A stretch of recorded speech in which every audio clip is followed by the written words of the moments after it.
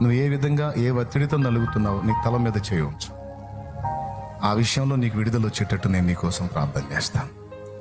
సందేహించవాకు. సందేహించేవాడికి ఏది దొరకదన్నాడు. విశ్వసించేవాడు పొందుతాడు దేవుని దగ్గర నుంచి. పరిశుద్ధుడైన మా తండ్రి, ప్రేమాస్వరూపి దేవా, నీకు వందనాలు.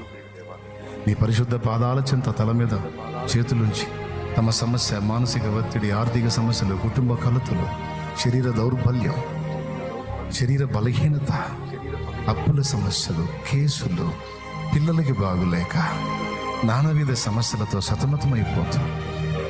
అదిగో నా ప్రభావ, పంటలు సరిగా పండని స్థితిలో, జాబ్స్ లేక, నేను చదువులో రాణించలేక, నా ప్రభావ ప్రమోషన్కి ప్రయత్నించి విఫలమై, ఆత్మీయ జీవితంలో పతనమై, విశ్వాసంలో నిలవలేక, భక్తిలో నిలవలేక, పడుతూ లెగుస్తూ ఎవరు ఏ విధంగా సఫర్ అవుతున్నారు?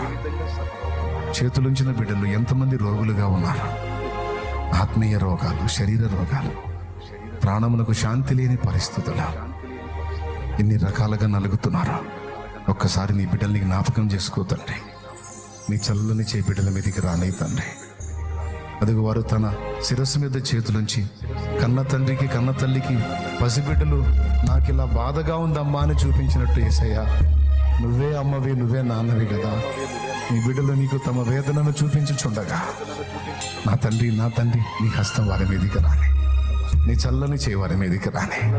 వారి కన్నీరు తుడు, వారి మనోదుఖం తొలగించు, వారి వేదన తీసివే, వారి ఓటమిని తీసివే, వారి శరీరంలో ఉన్న సమస్త రోగములు యేసు నామములో వారిని వదిలిపోవును గాక.